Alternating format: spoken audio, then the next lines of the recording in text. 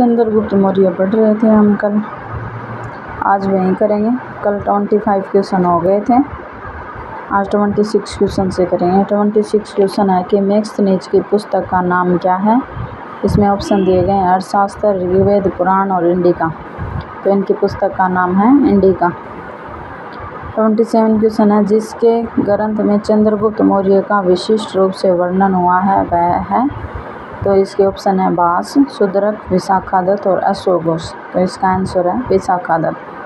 28 question है वह स्रोत जिसमें पाटलिपुत्र के प्रशासन का वर्णन उपलब्ध है वह है। तो इसके ऑप्शन है दिव्यादान, अर्थशास्त्र, इंडिका और अशोक के शिलालेख। तो पाटलिपुत्र का प्रशासन इंडिका में है। 29 क्वेश्चन है शिलालेख, अशोक के शिलालेखों में प्रयुक्त भाषा है। तो इसके ऑप्शन है संस्कृत, प्राकृत, पाली और हिंदी। तो इसका आंसर हो जाएगा प्राकृत। आगे क्वेश्चन है 30, निम्नलिखित में किस मौर्य राजा ने दक्कन की विजय प्राप्त की थी। दक्कन की विजय प्राप्त करने वाला कौन था। तो इसके ऑप्शन है अशोक, चंद्रगुप्त, बिंदुसार और कुणाल। तो इसका आंसर हो जाएगा चंद्रगुप्त। और 31 क्वेश्चन है मैक्सनीज ने भारतीय समाज को कितनी श्रेणियों में विभाजित किया था। तो इसके ऑप्शन है 4, 5, 6 और 7। तो इसका आंसर है 7। और 32 क्वेश्चन है कौटिल्य के अर्थशास्त्र में किस पहलू पर प्रकाश डाला गया है। कौटिल्य का जो अर्थशास्त्र था, तो इसके ऑप्शन है ए में आर्थिक जीवन, बी राजनीतिक नीतियाँ, सी धार्मिक जीवन और डी सामाजिक जीवन। तो इसका आंसर हो जाएगा राजनीतिक नीतियाँ। 33 क्वेश्चन है निम्नलिखित में से कौन सा क्षेत्र अशोक के साम्राज्य में सम्मिलित नहीं था। तो इसके आंसर है अफगानिस्तान, बिहार, श्रीलंका और कलिंग। तो इसका आंसर है श्रीलंका। 34 क्वेश्चन है पाटलिपुत्र को किस शासक ने सर्वप्रथम अपनी राजधानी बनाई थी। तो ऑप्शन है इसके चंद्रगुप्त मौर्य, बी में अशोक महान, सी में चंद्रगुप्त विक्रमादित्य और डी का कनिष्क। तो इसका आंसर हो जाएगा चंद्रगुप्त मौर्य। 35 क्वेश्चन है पाटलिपुत्र में स्थित चंद्रगुप्त का महल मुख्यतः बना था। तो ऑप्शन है इसके ए में ईंटों का, बी पत्थर का, सी लकड़ी का और डी मिट्टी का। तो इसका आंसर हो जाएगा लकड़ी का। 36 क्वेश्चन है बराबर गया जिला की गुफाओं का उपयोग किसने आश्रय गृह के रूप में किया। तो इसके आंसर है ऑप्शन है आजीविकों ने, थारुओं ने, जैनों ने और तांत्रिकों ने। तो इसका उत्तर हो जाएगा आजीविकों ने।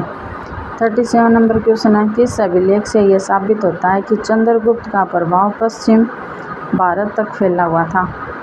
तो इसके ऑप्शन है ए में है कलिंग अभिलेख, बी का है अशोक का गिरनार अभिलेख, सी का है रुद्रदामन का जूनागढ़ अभिलेख और डी का है अशोक का सोपारा अभिलेख।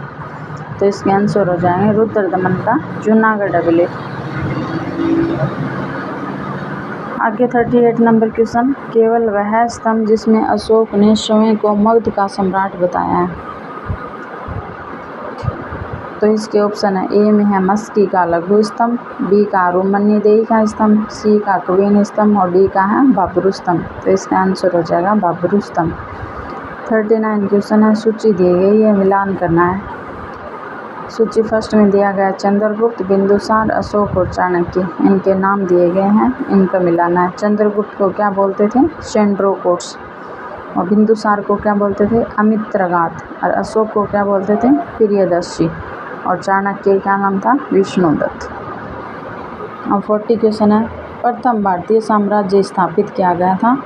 तो ए ऑप्शन है कनिष्क द्वारा, बी है हर्ष द्वारा, सी है चंद्रगुप्त मौर्य द्वारा और डी है समुद्रगुप्त द्वारा। तो इसका आंसर हो जाएगा चंद्रगुप्त मौर्य द्वारा। 41 क्वेश्चन है उत्तरांचल में अशोक का एक शिलालेख स्थित है उत्तरांचल में। तो ए ऑप्शन देवप्रयाग में, बी है कालसी और सी है केदारनाथ में और डी है ऋषिकेश में। तो इसका आंसर हो जाएगा कालसी में। 42 क्वेश्चन है सांची का स्तूप किसने बनवाया। तो इसके ऑप्शन है ए में अशोक, बी में गौतम बुद्ध, सी में चंद्रगुप्त और डी में खरगोन। तो इसका आंसर हो जाएगा अशोक। 43 क्वेश्चन है अशोक के शिलालेखों को पढ़ने वाला प्रथम अंग्रेज कौन था। तो ये ऑप्शन है जॉन टावर, बी है हैरी स्मिथ, सी है चार्ल्स मेटकॉफ और डी है जेम्स प्रिंसेप। तो इसका आंसर यही हो जाएगा जेम्स प्रिंसेप। आगे क्वेश्चन है 44 क्वेश्चन है कि कलिंग युद्ध की विजय तथा क्षत्रियों का वर्णन अशोक के किस शिलालेख में है? तो शिलालेख 1, शिलालेख 2 और शिलालेख 12 और शिलालेख 13।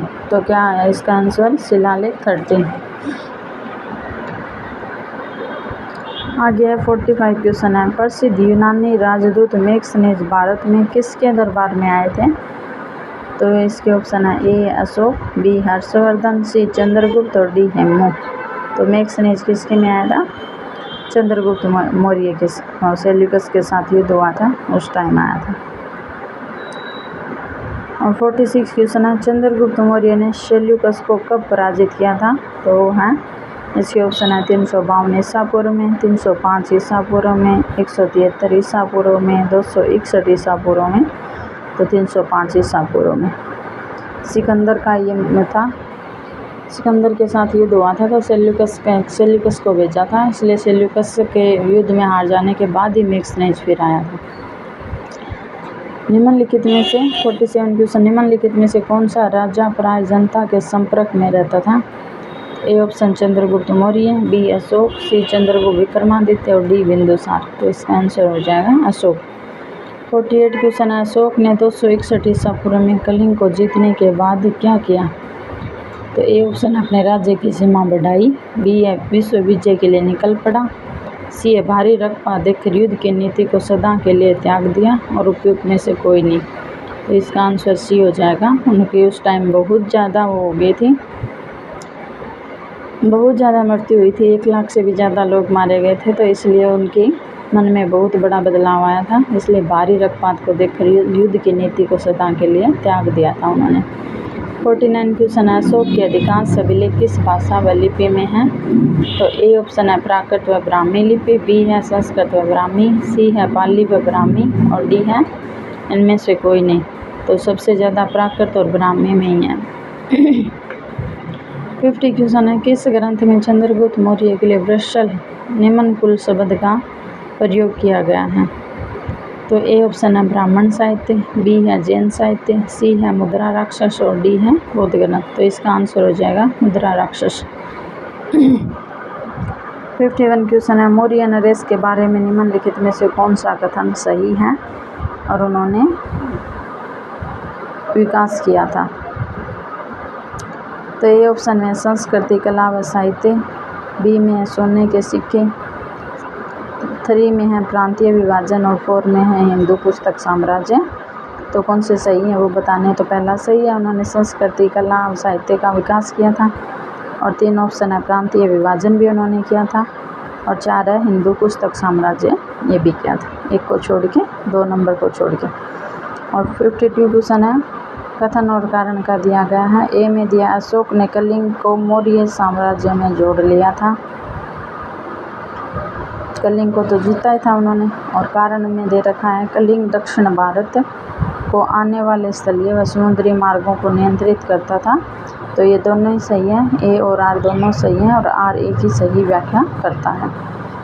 आगे क्वेश्चन है 53 अशोक के जो शिलालेख संगम राज्य के बारे में बताते हैं वो कौन से हैं? तो इसके ऑप्शन है फर्स्ट ला और 10वां, और बी में फर्स्ट ला और 11वां, और 2 में है दूसरा व 13वां, और डी में दूसरा व 14वां। तो इसके आंसर हो जाएगा सी दूसरा व 13वां। और 54 क्वेश्चन है कथन कारण का दिया है। अशोक के राज्यादेशों के अनुसार धार्मिक निष्ठा की अपेक्षा जनता के मध्य सामाजिक समरसता अधिक महत्वपूर्ण थी। और कारण कथन में दिया गया है, कारण आएगा इधर, तो उसने धर्म संवर्धन के स्थान पर समता के विचारों का प्रसार किया। तो ए और आर दोनों ही सही है और आर एक ही सही व्याख्या करता है। आगे क्वेश्चन है 56 निम्नलिखित व्यक्तियों में से कौन सा एक वक्तव्य अशोक के प्रस्तर स्तंभों के बारे में गलत है जो पूछा है। तो ए है इन पर बढ़िया पॉलिश है, ये अखंड है। सी स्तंभों का सेप्ट शुंडाकार है और डी ये स्थापत्य संरचना के भाग है। तो जो गलत पूछा है वो डी है, वे स्थापत्य संरचना के भाग है। और 57 है, श्रीनगर की स्थापना किस मौर्य शासक ने की थी?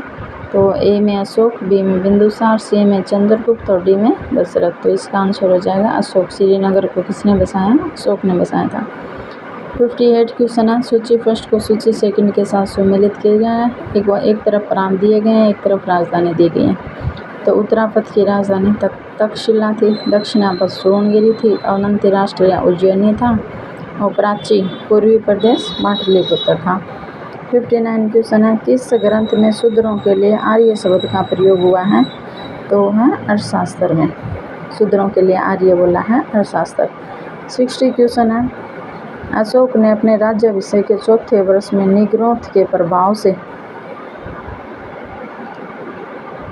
प्रभावित हो गए थे।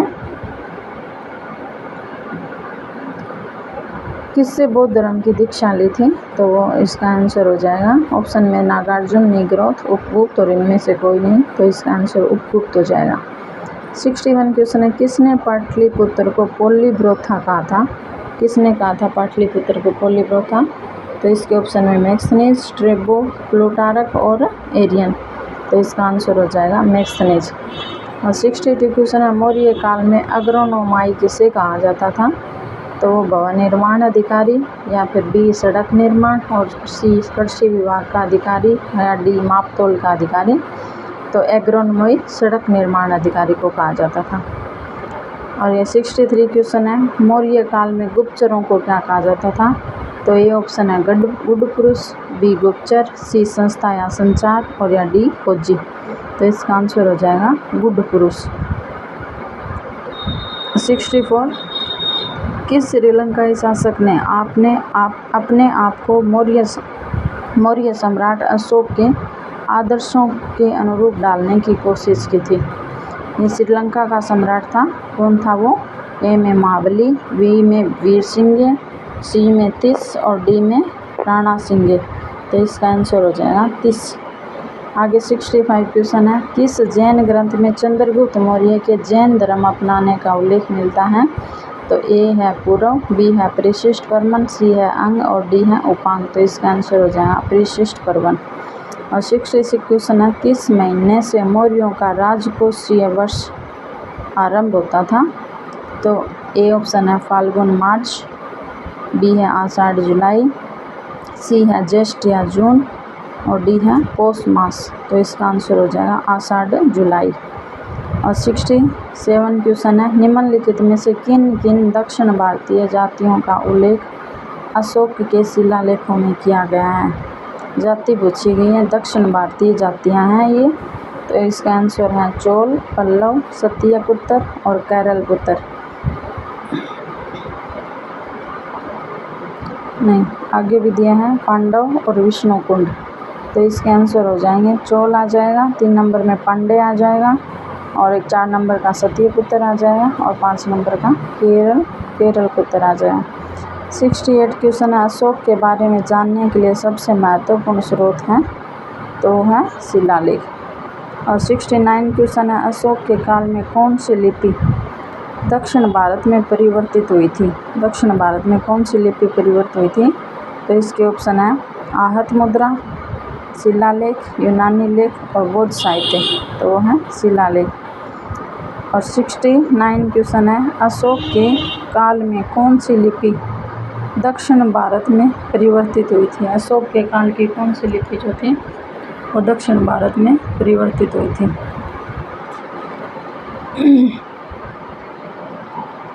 तो इसके ऑप्शन है ब्राह्मी, अरमाइक, खरोष्टी और यूनानी।